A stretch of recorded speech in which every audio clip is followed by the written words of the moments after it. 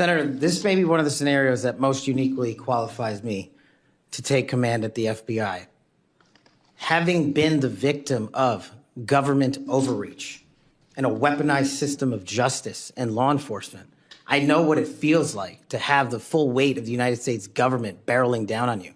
And as the Biden Inspector General determined, those activities by the FBI and DOJ were wholly improper and not predicated upon law and facts.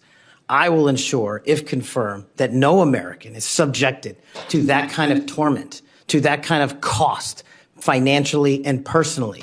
And most importantly, I will make sure that no American is subjected to death threats like I was, and subjected to moving their residences like I was, because of government overreach, because of leaks of information about my personal status. If confirmed as FBI director, Mr. Chairman, you have my commitment that no one in this country will feel that pain. Was President Donald Trump wrong to give blanket clemency to the January 6 defendants? Thank you, Ranking Member. A couple of things on that. One, the power of the presidential pardon is just that, the president. Well, I concede he has the authority. I'm asking, was he wrong to do it? And as we discussed in our private meeting, Senator, I have always rejected any violence against law enforcement, and I have, including in that group, is specifically addressed any violence against law enforcement on January 6th, and I do not agree with the commutation of any sentence of any individual who committed violence against law enforcement. Hey everyone, welcome back to Prime Reports. If you're new here, make sure to hit that subscribe button because we've got a heated discussion today that you don't want to miss. It's all about Kash Patel and his explosive remarks on government overreach and the weaponized justice system. So grab a seat, get comfortable, and let's dive into it. First up, let's talk about what really gets Kash Patel fired up: government overreach. Do you think that America is safer because the 1,600 people have been given an opportunity to come out of serving their sentences and live in our communities again? Senator, I have not looked at all 1,600 individual cases. I have always advocated for imprisoning those that cause harm to our law enforcement and civilian communities.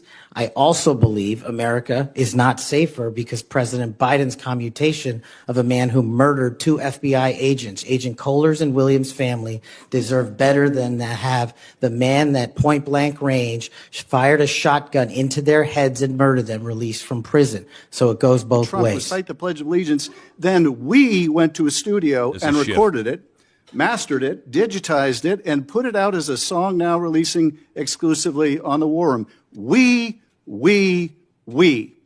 If you had nothing to do with it, Mr. Patel, why did you tell Steve Bannon and all his listeners that you did?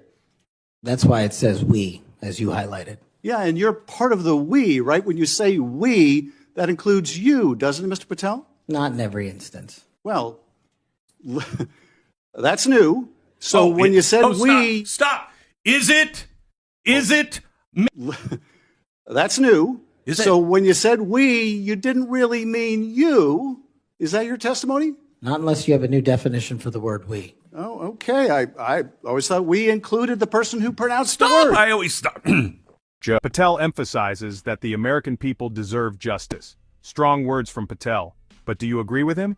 Let me know your thoughts in the comments below, and don't forget to subscribe for more updates like this. Now let's talk about the Biden commutation that's got a lot of people talking. Patel calls out President Biden for commuting the sentence of a man who murdered 2 FBI agents.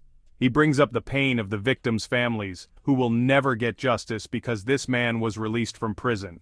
For Patel, this is a major issue that goes beyond politics. It's about protecting the people who serve and protect us. He's not holding back, and he's calling for real accountability. Do you think releasing violent criminals is putting the country at risk? Drop your thoughts below, and make sure to hit that subscribe button if you're passionate about justice. Thanks for watching, and I'll see you in the next one.